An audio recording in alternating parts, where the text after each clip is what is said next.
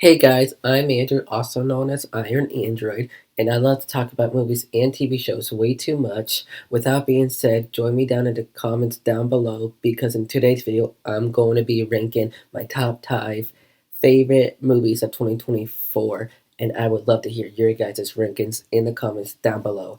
Alright, let's get into it. In 5th place, I have Inside Out 2. I will say I'm not a fan of the first one. The biggest complaint that I have about the first one is that Samus is a stupid little idiot. And if she didn't do what she did in the first one, the events of the first one would never happen and everything would be fine. But I like how she's more laid back in the second one and is a super likable character in the second one. It has well-written characters and I like how it has more human sides in the movie than emotions. It still has the emotions, but I like how they did more humans stuff in this movie. But I do not think it's a billion-dollar movie, which is why I rank it a 5 out of 10. In 4th place, I have Transformers 1. This is one of the better Transformers movies, and I like how it takes place on Cybertron and before the events of the Michael Bay movies. I love everything about this movie, from Bumblebee to Optimus Prime to where Megatron and Optimus were buddies before they turned enemies, and the story to that was super entertaining and cool. I know this didn't do well in the box office, but I feel like it wasn't properly marketed well. These jokes in this movie were hilarious, and I rank this a 7 out of 10. In 3rd place, I have Thunderman Returns.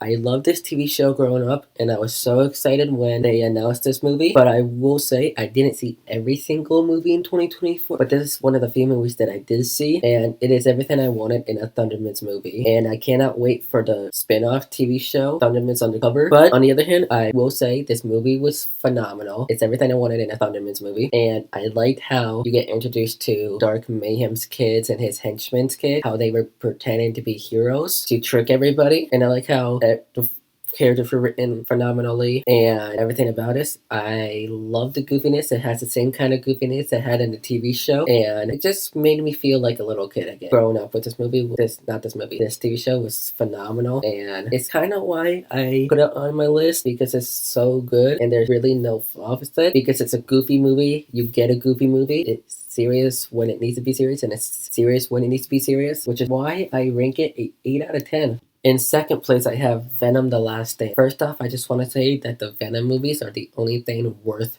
watching in the Sony Spider-Verse spin-off movies. And I like how Tom Hardy and Venom are good in this movie. They're always good. And I like how their story kind of came to the end where Venom sacrificed himself. And I kind of will say I will miss seeing Tom Hardy as Venom. And I think he did a hell of a job in this movie playing both Freddy and Venom, especially Venom. And I kind of have a guilty pleasure of watching the Sony spin-off movies just to see how bad they are, because Morbius is a bad movie, but I like to watch it because of the laughs and how bad it is. But I will say I am going to not miss seeing any more movies of the Spider-Verse. I think I'm going to watch Kraven the Hunter, but I don't know because everybody says it's dog crap. But without being said, I rate this movie a 9 out of 10, and I kind of don't like the post-credit scene because it introduces Noel, and we're not going to even go anywhere with that. Yeah, like I said, I rank this a 9 out of 10. And in 1st place, I have Deadpool and Wolverine. This is definitive the best movie of 2024. You have Hugh Jackman as Wolverine and Ryan Reynolds as Deadpool, and their chemistry is off the charts. All the cameos were phenomenal in this movie. Everything about this movie is just perfect. Perfect.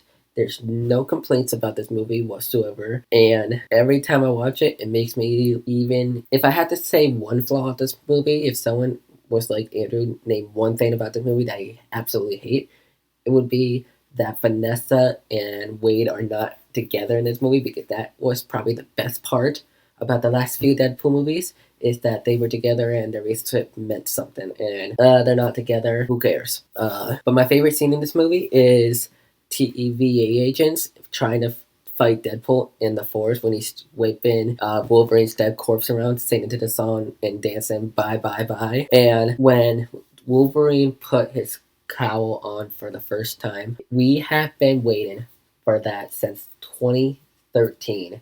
The Wolverine when they teased us in a deleted scene. But anyway, I rate this movie a 10 out of 10. And there's really one thing to get do. Let's fucking go. And without being said, you guys, I'm Andrew, also known as Iron Android, and if you like this video, make sure you like the like button, subscribe, put on notifications, and I'll see you guys in the next video.